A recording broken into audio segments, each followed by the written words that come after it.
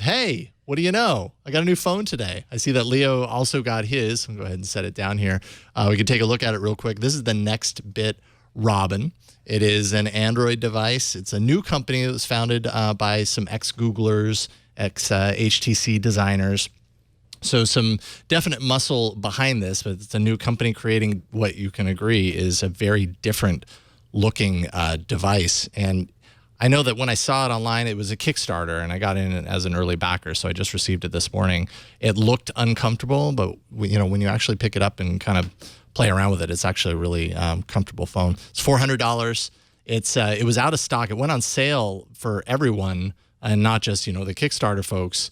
Here, I'll bypass that fingerprint reader on the side. Nice. Last Thursday, and then sold out pretty quickly. It's back in stock now.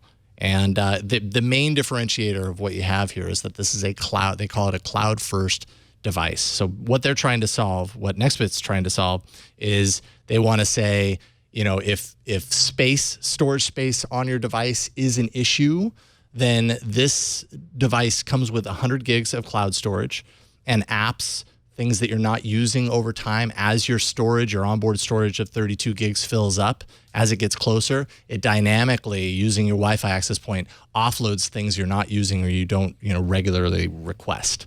Still gives you kind of a ghosted shortcut on the screen of that app, so that if you want to recall it, you can tap it and recall it and bring it down from the cloud really quickly. But it does that to kind of basically, they say, give you unlimited storage, essentially. You'd have to blow through a lot in order to fill up the storage on here as well as your cloud storage based on what they're offloading.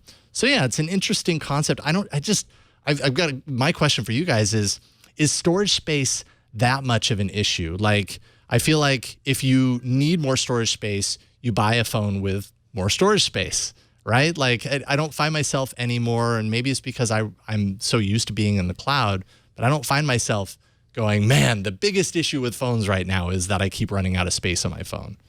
I don't have that problem on my 6S Plus, but my daughter has a 6 and she runs out of storage all the time. And I try to introduce we'll use Google Photos, like just upload all your photos. And, right. it is, and she does a lot of videos, and kids these days, they need more storage. Kids these days. What do you think, Lauren?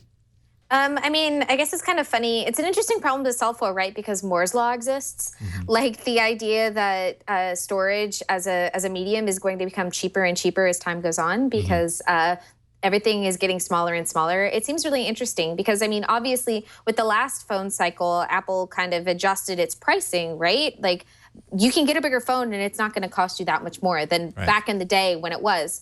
And when I buy, a new Nintendo 3DS and I don't like that it comes with a 4 gigabyte SD card, I can just switch that for a $32 SD card that I bought for $15 on Amazon, and woo, my storage problem is solved. I think that it's interesting to me because in my mind, I own a 64 gig iPhone 6S, and for me, it's like, that's so much space. I have no idea what to do with it. I'm like, ooh, I could never fill this. Even with all of my, all the stuff I put on my phone. And it's not just, music. It's not just apps. Like, I have books and books and books of my Korean lessons are all on my phone and everything. And it's just I don't even think I've cracked a third of that. So it's interesting to me because in my mind, it doesn't seem like something that over time will be an issue. Like, the storage is possibly the least concerning thing in my mind. If there's some way to do cloud-based battery, yeah, right. That'd be awesome, right? I give them props though, because they're doing something that I haven't seen before. I have not seen that kind of dynamic offloading of your apps and your settings around your apps too. So when it's retrieved, it's not like you're starting over from square one with your app.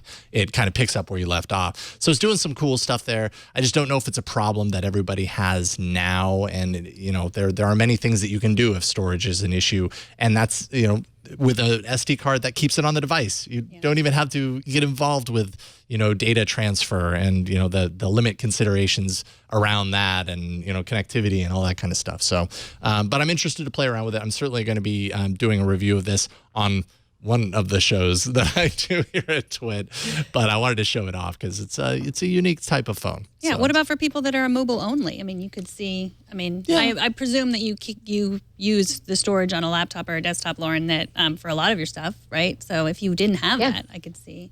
Yeah, sure. I mean, there are no doubt there are people that would find this incredibly useful.